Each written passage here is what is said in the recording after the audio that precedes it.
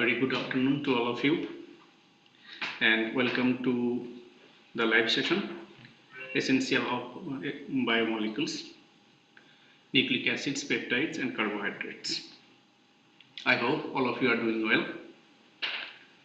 So now, let's see how many people are present, and if you have any questions, you can ask.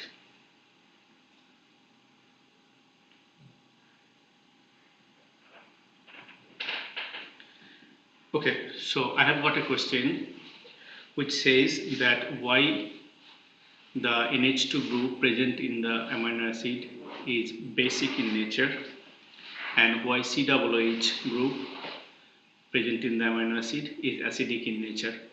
So this is very elementary chemistry actually. Carboxylic acids that has a COOH group can donate one proton on H plus, and it actually can get dissociated in water, forming a salt COO minus, and maybe with the counter cation carboxylate anion, and then H plus, a proton. So but in NH2 has lone pair of electrons on the nitrogen, so it is basic in nature. So that lone pair of electrons is donatable, and it will donate the electron pair to anything that has electron deficiency. So in that sense, NH2 would act as a base and COOH would act as an acid. And that's how the name amino acid came into effect. That amino acid has a general structure which has both one NH2 group as well as one COOH group. So one basic group, functional group, one acidic functional group. That's why it is called the amino acid. It's an amine group and an acid group. Okay. So overall, in this course, so far the lectures that you have seen, I have tried to explain and discuss the basics of chemical biology, more the inside chemistry of the biomolecules, how the different biomolecules such as nucleic acids, DNA, RNA, amino acids, proteins, and other small biomolecules, how they behave chemically inside the living cells, inside the microorganisms, or inside the living cells, inside the organisms. What I have described their chemical properties, I have described their chemical reactions also. I have also tried to show how enzymes are active, how enzymes participate in certain chemical transformations or certain biological transformations rather, that involves the biomolecules. So we have talked about DNA replication to show how the cell division occurs, what kinds of enzymes are involved, and what kind of chemistry is involved there. I have also talked about PCR. I have talked about, so PCR is basically a technique that is mimicking the replication process but outside the cell in laboratory. How do you amplify the amount of DNA that you have in your sample? So, and there mostly I have explained how the chemistry plays role, how the enzymes and the chemicals, they together make a beautiful method for the amplification of DNA or RNA. And then I have talked about the sequencing, DNA sequencing techniques. I have also talked about the small molecules, the synthesis of the nucleic acids, artificial nucleic acids, artificial genomes, how you can change the base pairing systems and make new frameworks that may be useful in disease diagnosis, that may be useful in curing a disease. and all that. So yeah, if you have questions, I would be happy, or if you have any queries to make, any clarifications.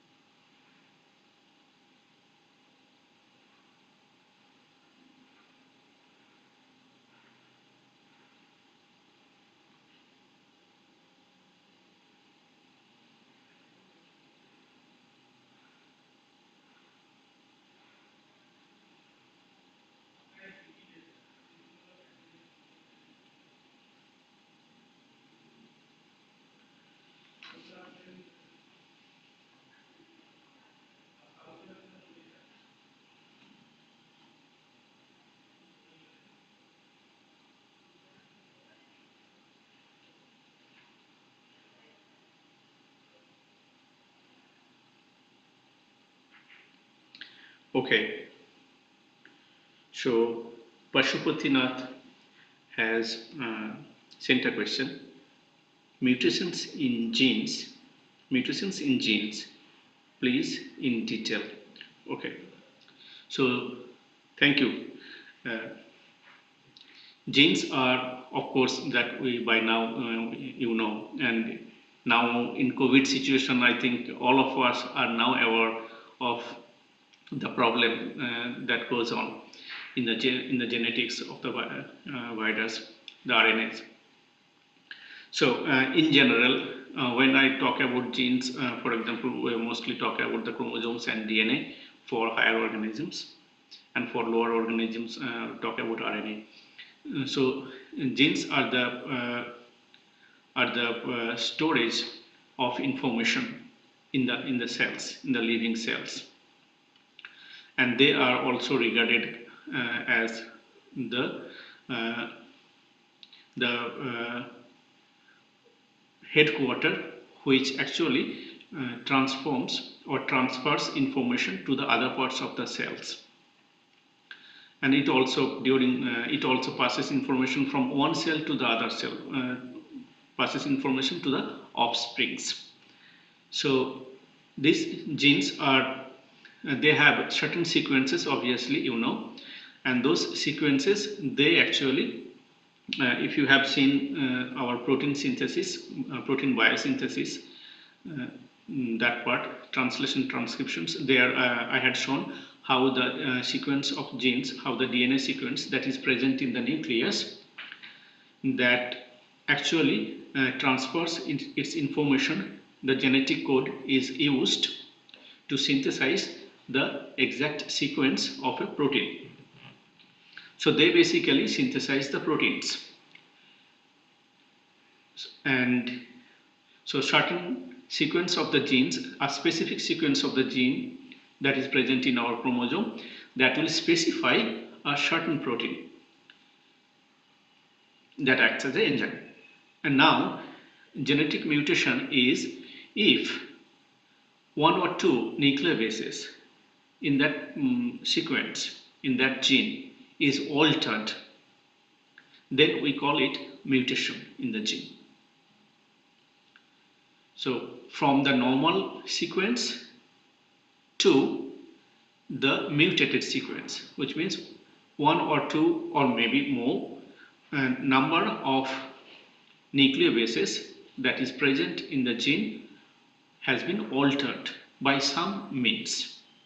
That is called the mutations in genes. Now there are many reasons why such mutations occur. So I had discussed few of these problems and how these mutations would occur. So for example, if during metabolic process, I had explained a lot of radicals are produced in our body. If you think of higher organisms such as human, a lot of radicals are produced, and these radicals are quite reactive. So these radicals, they would react to certain nucleic bases, and due to these reactions, the structure of the nucleic bases might get changed. Obviously, what happens then, this structural change, they cannot work. For example, if you take the example of thymine, it will react and then it will change its structure. It will no longer have a thymine structure. So therefore, it cannot also code for the amino acid that it was supposed to do. Now, usually what happens, that we have very good repair system also. So these chemically reacted or these changed structures would be actually visible to our repair systems, and they will immediately correct it. They will. I had also shown the process of DNA repairs. There are many processes, 3-4 methods are there, through which the uh, through which the reacted, the changed structures are eliminated. So usually, if a nucleobase is chemically altered, it will be eliminated and it will be replaced by the original nucleobase, usually. But sometimes what happens in diseased genes, that's what it happens in cancer cells, in other disease, and it happens that these changes are not happening properly. So therefore, instead of thymine, if it was a thymine was supposed to be present in a DNA sequence, now a cytosine comes and takes this place. Then we call it a mutation, because it was supposed to be thymine. Now it is no longer thymine. A cytosine has come up there by mistake. So, this is called a mutation.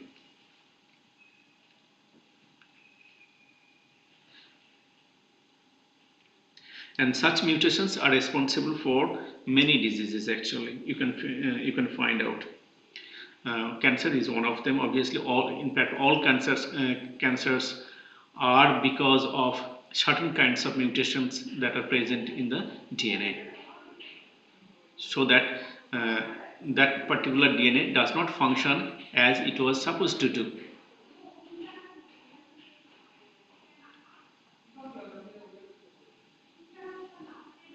So in COVID situation, you can see also the similar thing. In this case, the virus is getting mutated to protect itself. So certain these new variants are coming up in the virus. That is because the virus wants to stay alive, and after certain time we are registering drugs, we are giving medicines, so the virus are getting killed, but they want to survive, so they change themselves so that these medicines don't work on them. So certain mutations occur to the virus that makes them alive. So that is also mutations. Yeah, okay.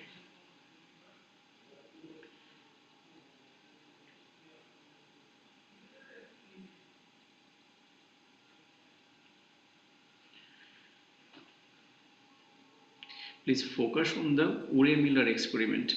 Okay, I have not talked about Urey-Miller experiment. And I will not introduce this now.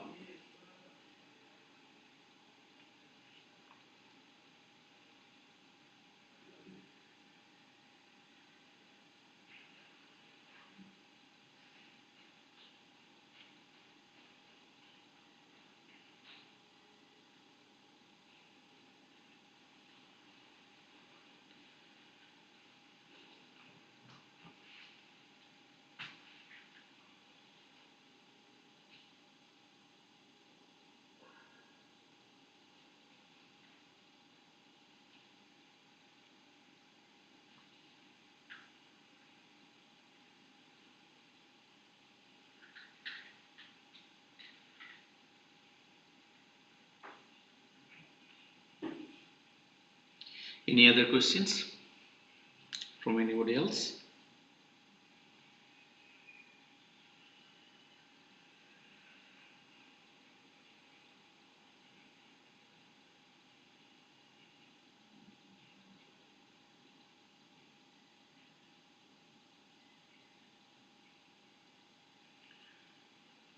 Okay, Purva says explain about naturally occurring amino acids. Okay, so before that, Jeffrey, what kind of mutations are lethal? Okay, so uh, mutations that occur in certain spaces or certain places in the gene uh, are lethal. I mean to say that obviously mutations are occurring in many times. Not all of them are dangerous. So if mutations occur of the certain sequences of the part of the sequence of the gene which is known as mutational hotspots. So part of the genes that are very important for biological functions or for coding, encoding something. If mutation occurs in those parts, then that would create more problems. Now, if mutations occur in the unimportant areas which do not have much direct relation with the coding, so you know I have talked about coding part and non-coding part. So in the less important areas of the sequences of the gene, if mutation occur, that may not be so much a problem. But mutations that occur in the mutational hotspots, they are problematic. Yes. Okay. Naturally occurring amino acids. So I had in the lecture, if you see, I had actually shown 20 amino acids that are naturally occurring amino acids, which has a general structure that contains one amine group, one NH2 group, and one carboxylic acid group. And there will be, in general, I have made one R group that can be any alkyl, aliphatic, or aromatic side chains can be there. Except glycine, glycine has one hydrogen H, except glycine all have some side chain to it, some branch to it. So, and most all of them except glycine, all of them are chiral in nature.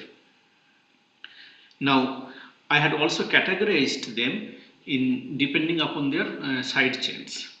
If, for example, lysine, arginine, all these have one, they have amine side chains. Apart from the NH2 and carboxylic acid, they have an additional NH2 group there as a side chain. So they are basic in nature. Some amino acids have carboxylic acids as side chains. Other amino acids have aliphatic side chains like alanine, valine, all these have aliphatic side chains. Tryptophan, tyrosine, phenylalanine, amino acids like them, they have aromatic side chains. So that's how amino acids can be categorized into different sets depending upon their properties. So in general, 20 naturally occurring amino acids are there, and they actually form when they sequence to each other. When they form peptide bond, depending upon the sequence, they can form a peptide or they can form the proteins. They constitute the structure of proteins from the amino acids. Okay, I don't know if you have asked any specific question.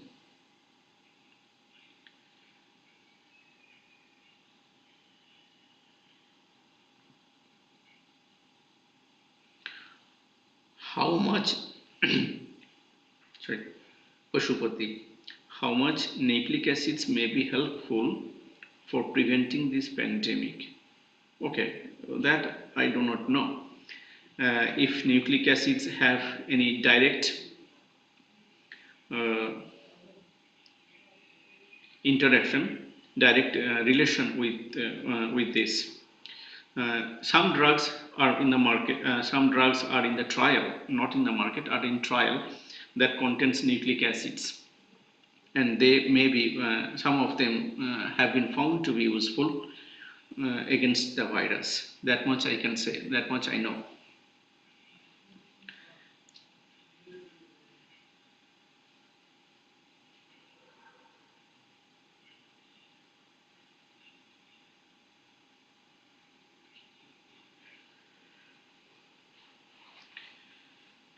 So most of the vaccines that we take, they are, they have been made through, sometimes some of the vaccines that are available in the market, they are made of from the recombinant DNA or recombinant RNA technology, recombinant technology basically. So I don't have much details of the exact composition of it.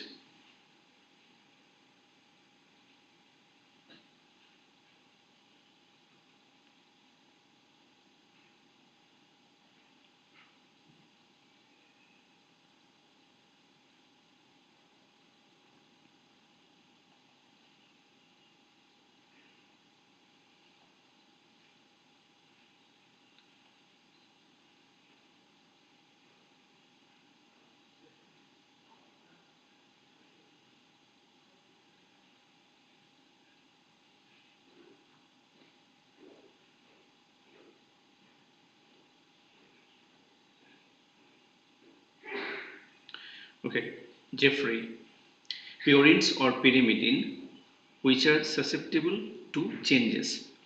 Okay, that is a good question. Uh, Changes, I hope you have meant the changes means that will react and that will induce mutation. So both purines and pyrimidines, they undergo reactions. Pyrimidine nucleobases, they have uh, they react actually quite uh, fast to many chemicals, and not only the chemicals but also the UV radiation. I have also talked about it. Uh, Among the purines, uh, both adenine and guanine, they mostly undergo oxidative stress, oxidative reaction in the under the oxidative stress, which means the radicals or the reagents which will induce active radicals, they will react primarily to purines, to adenine guanines. They also react to with the pyrimidines, but pyrimidines undergo a lot of other reactions. Just as I have said, UV radiation is hugely impacted, has huge impact on the pyrimidines to produce the dimers. But specifically, it is hard to say. It is hard to differentiate which will react faster or which will react more. But relatively, I have seen more number of chemical variations that are present on the pyrimidines when you react with the oxidative species or the UV radiations or the radicals. They produce more number of damages, different structures. Purines, I know, mostly undergoes oxidative damages, oxidative lesions we call them. 8-oxoadenine, 8-oxoguanine are the two kinds of oxidative lesions that are present and that occur from adenine and guanine, and they are highly mutagenic in nature.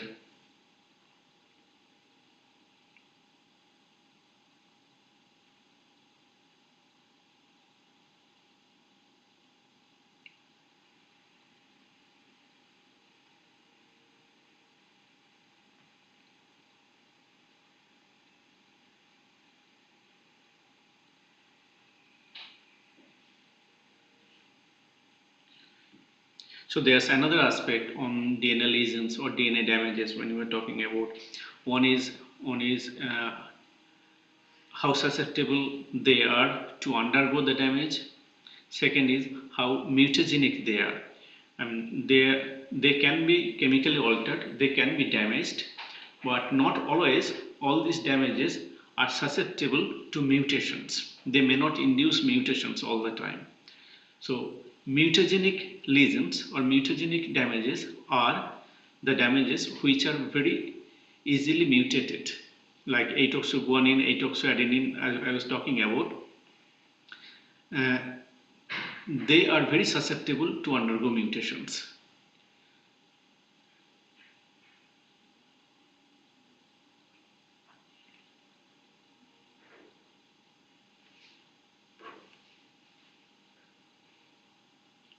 On the other hand, I think I have talked about the UV lesions where you have seen the dimers present in the pyrimidines mostly. So those dimers are most of the times repaired back. Sometimes they will induce mutations, but many times, most of the times they are repaired back. So not so mutagenic. Some of these dimeric lesions are not so mutagenic. I think I have explained that in the class, in the lecture. I'm sorry.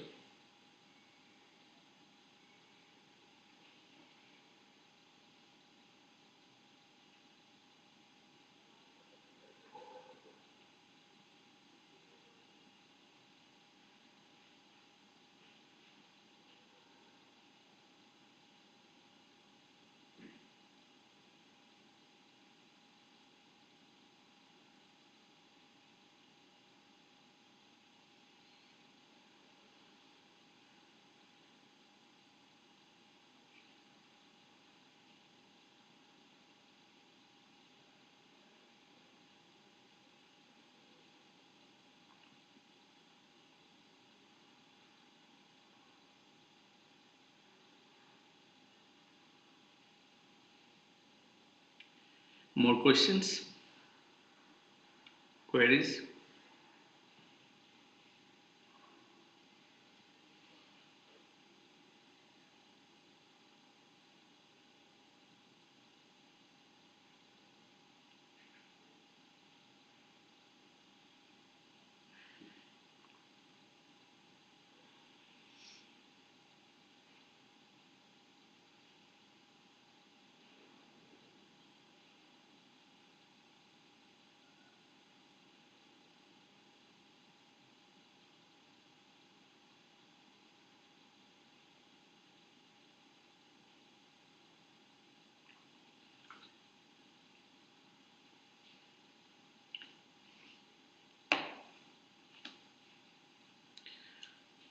Okay, all right. So if there are no more questions, I think we can conclude here, I guess. If you have questions, please ask now.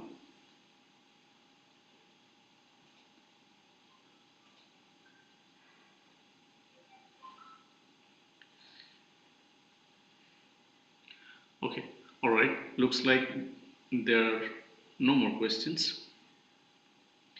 So thank you very much for attending the session, and please go through the lectures. And next live session, maybe we'll interact more on it, on this, if you have more questions after the lectures are over. And you can consult the books that I have talked about at the beginning of the lectures. Okay, Purva. Importance of amino acids in production of medicine or in medicinal treatments. Okay. Of course, amino acids are extremely important in medicines as well. There are, as I was talking, vaccines. If you talk about, there are plenty of vaccines, not the COVID ones, but other vaccines. There are plenty of other vaccines that uses actually the peptides. So peptide containing vaccines are there. Many of the vaccines have peptides in it. So that is obviously composed of amino acids, and there are certain amino acids that are used as medicines also.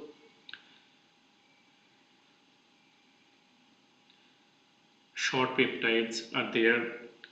Short peptides are, I have talked about some short segments of peptides that act as tumor homing peptides, or cell penetrating peptides that I have talked about. I think RGD I have talked about, CRECA peptides I have talked about. So these are short peptide sequences that have certain additional facilities, additional advantages in treating a disease, because they will help you to take the medicine, actual medicine, into the tumor cells or into the through the cells as it is. Some pure amino acids are also used in medicines. There are some amino acids that are used in chemistry as a reagent for asymmetric catalysis. Proline is one example. Proline is an amino acid that is really rigorously used in organic synthesis as a catalyst.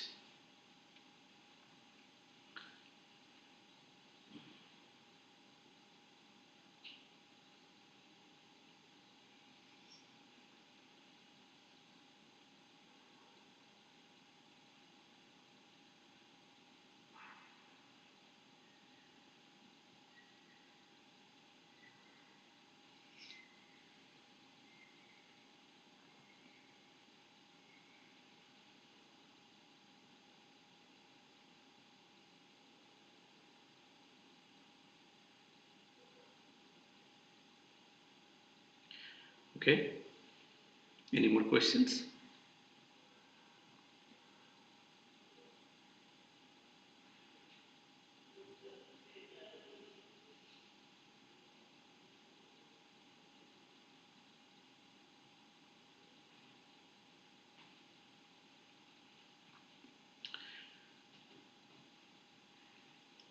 All right, so thank you very much for your attention, and we'll meet again in the next live session.